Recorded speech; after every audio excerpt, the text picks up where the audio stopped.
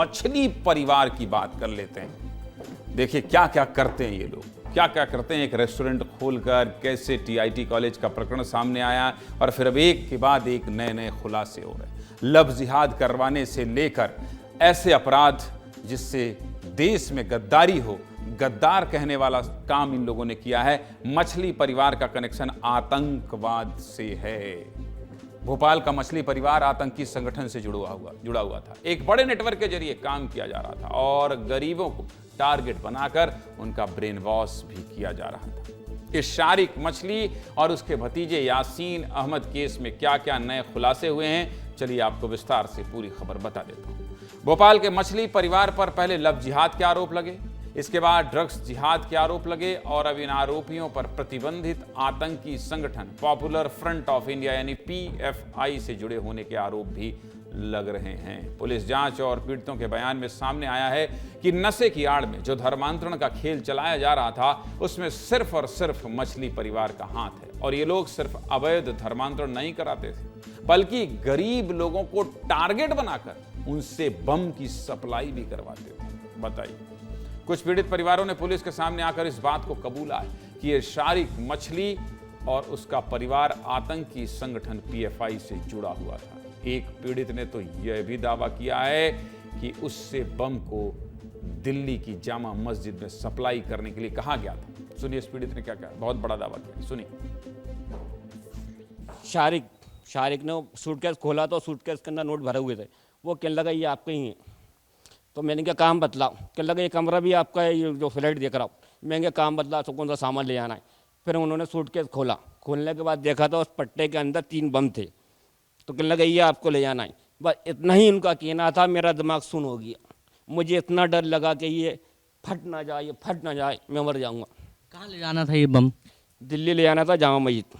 तो कोई आतंकी संगठन के लोग लग रहे थे क्या, ऐसा कुछ महसूस? से ही मिले हुए हैं ये लोग।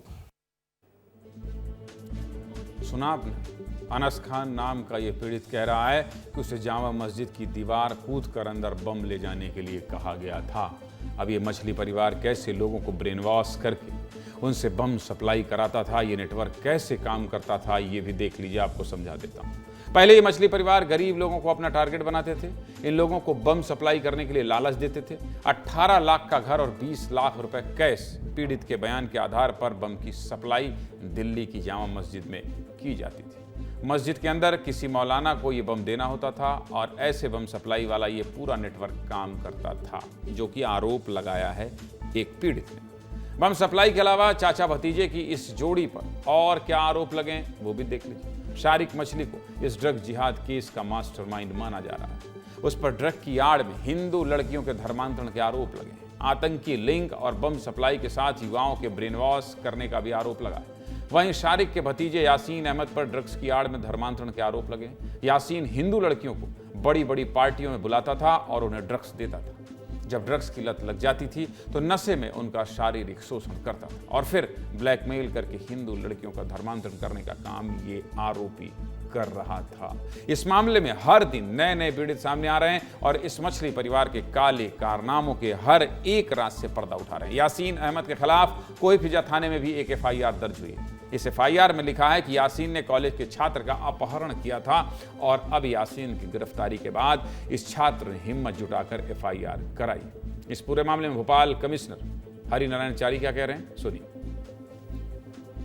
उस पूरे मामले में फरियादी के आने के बाद एक नए फरियादी ने अभी कोईफिजा थाने में शिकायत की है कि उसको प्रताड़ित किया गया था और उसके वीडियो भी बनाए गए थे। उस मामले में पुलिस ने कड़ी कार्रवाई की है। चूंकि आरोपी अभी गिरफ्तार है उस मामले में उसकी गिरफ्तारी की जा रही है और इससे जुड़े जो भी मामले हैं, चाहे अवैध हथियार से संबंधित मुद्दे हों या शारीरिक शोषण से जुड़े मुद्दे हों या खासतौर पर इस तरह लोगों को पीट करके वीडियो बनाने का उसका, इससे जुड़े जो भी मामले सामने आएंगे पुलिस उस पर कड़ी कार्रवाई सुनिश्चित।